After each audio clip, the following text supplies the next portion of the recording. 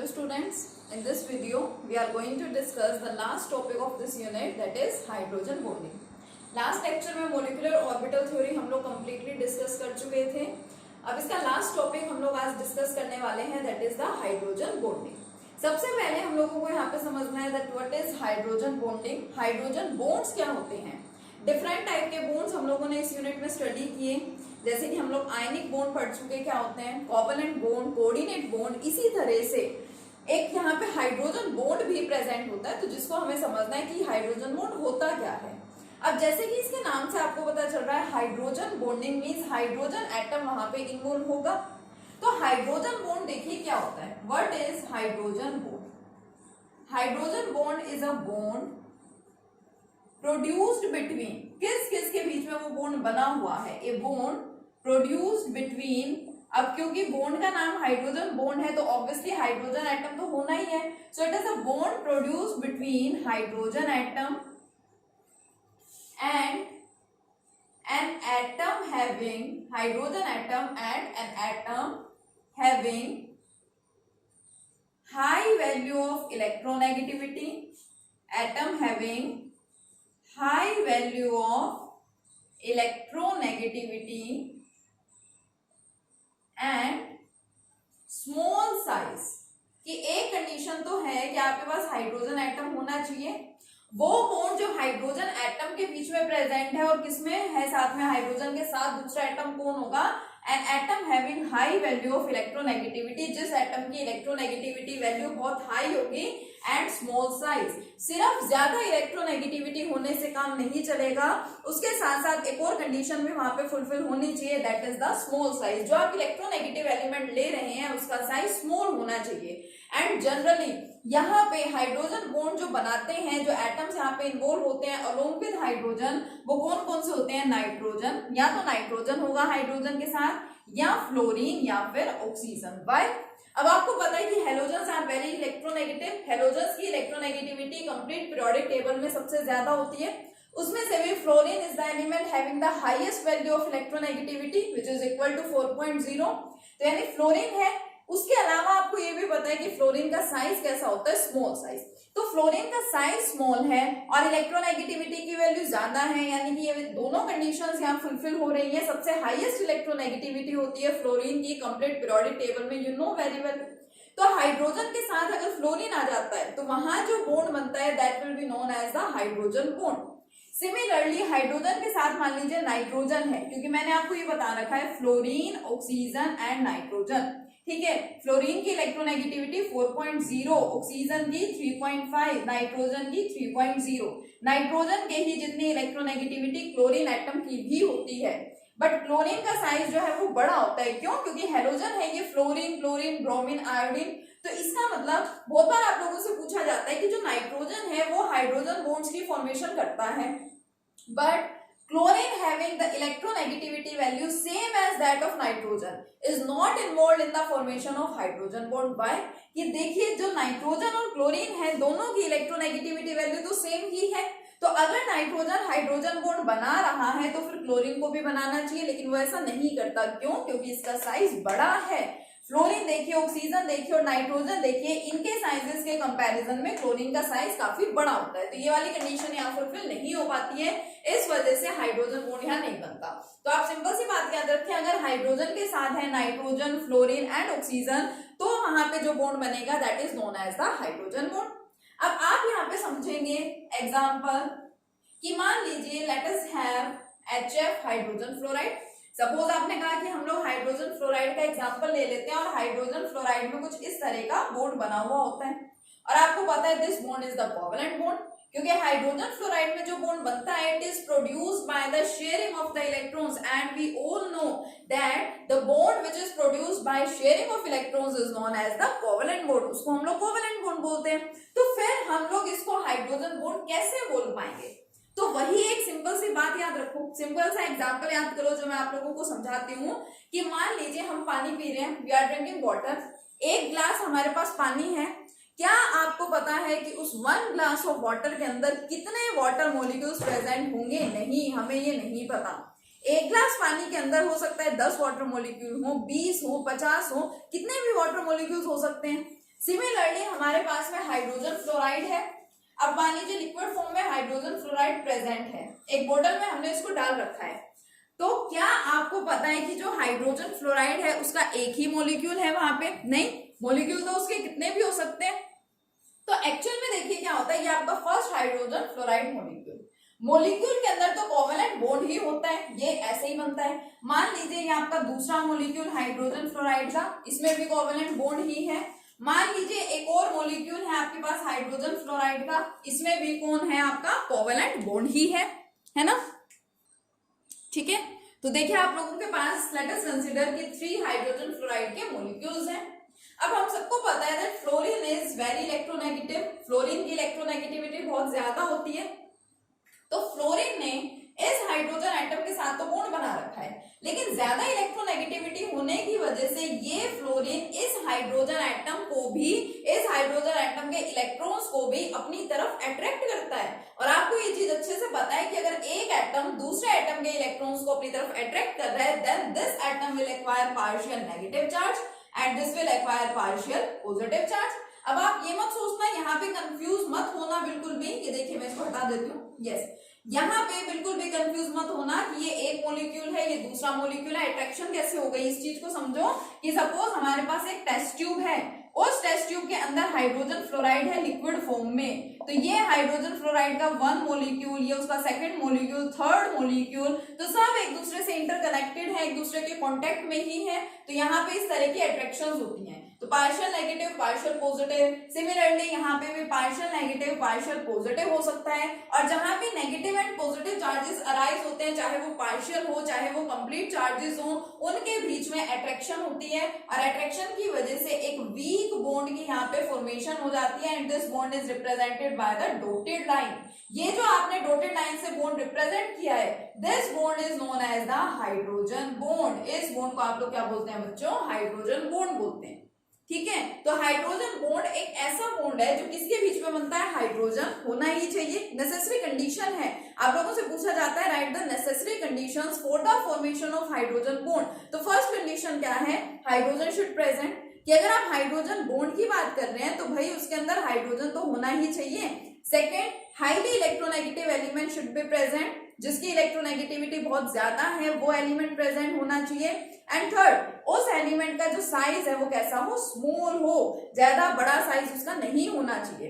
तो हाइड्रोजन के साथ जो अदर एटम्स इन्वॉल्व होते हैं, अदर एलिमेंट्स इन्वॉल्व होते हैं in the formation of hydrogen bond, these are nitrogen, fluorine and oxygen. इस तरह से यहाँ पे हाइड्रोजन बॉन्ड बनता है। एक हाइड्रोजन फ्लोराइड के मॉलिक्यूल में तो पहले से एक कोवेलेंट बॉन्ड होता है, ये चीज सबको अच्छे से पता है। ये दूसरा मॉलिक्यूल, ये तीसरा मॉलिक्यूल। इलेक्ट्रोनेगेटिविटी डिफरेंसेस की वजह से partial negative partial positive charges arise होने लग जाते हैं और उनकी वजह से अट्रैक्शन होता है, एक वीक बॉन्ड यहाँ पे बन जाता है। This weak bond is known as the hydrogen bond. इस वीक बॉन्ड को हम लोग क्या बोलते हैं बच्चों? हाइड्रोजन बॉन्ड बोलते हैं। ठीक है, और एग्जांपल की हेल्प से समझते हैं। ये एक एग्जांपल मैंने आपको बताया हाइड्रोजन फ्लोराइड का। नेक्स्ट एग्जांपल लेते हैं सपोज हम लोग वाटर मॉलिक्यूल का। ठीक है, चलिए नेक्स्ट एग्जांपल समझते हैं। Okay students, now let us consider the second example of water molecule.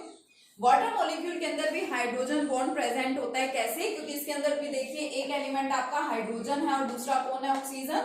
Oxygen जिसकी इलेक्ट्रोनेगेटिविटी ज्यादा होती है एंड साथ ही में उसका साइज भी कैसा होता है? स्मॉल होता है। तो देखिए कैसे शो करें हम वाटर के अंदर हाइड्रोजन बॉन्ड। आपको ये हाइड्रोजन बॉन्ड किस तरह से बनाने हैं, कैसे रिप्रेजेंट किए जाते हैं, ये चीज बहुत अच्छे से समझनी है। ठीक है, पहला नो डाउट जो आपके पास फर्स्ट वाटर मॉलिक्यूल है, जितने भी वाटर मॉलिक्यूल्स हैं उनमें आपस में कोवेलेंट बॉन्ड ही बने होते हैं। ठीक है, यहाँ पे आपको लोन पेयर ऑफ इलेक्ट्रॉन्स वगैरह नहीं शो करने होते, आप जस्ट यहाँ पे बॉन्ड्स बना के दिखाएंगे। अब लिखने का तरीका है, वाटर में अगर आपको बॉन्ड दिखाने हैं, आप सिंपल सी बात जानते हैं कि ऑक्सीजन आपका सेंट्रल एटम है, 2 हाइड्रोजन एटम्स के साथ इस ऑक्सीजन ने 2 सिंगल बॉन्ड बनाए होते हैं। तो किसी भी तरीके से आपको इसको रिप्रेजेंट करना है। सपोज आपने ऐसे रिप्रेजेंट कर दिया, ये आपका सेकेंड वाटर मॉलिक्यूल, जैसे ये वाला बनाया है अब वैसे ही नेक्स्ट बनाना है। और वापस से बोल रही हूँ, ऐसे कंफ्यूज मत होना कि 2-2 वाटर मॉलिक्यूल कहाँ से आ गए। याद कर रखना हमेशा एग्जांपल कि एक ग्लास पानी आपको पीना है तो आपको नहीं पता कि उसके अंदर कितने वाटर मॉलिक्यूल्स होंगे, कितने भी हो सकते हैं। तो मैंने यहाँ पे कंसिडर कर लिए first water molecule, second water molecule and here I am considering the third water molecule. फिर दोबारा से देखिए, इन मॉलिक्यूल्स में आपस में जो ये बॉन्ड बने हुए हैं already, these are the covalent bonds, क्योंकि आपको पता है these are produced by the sharing of the electrons.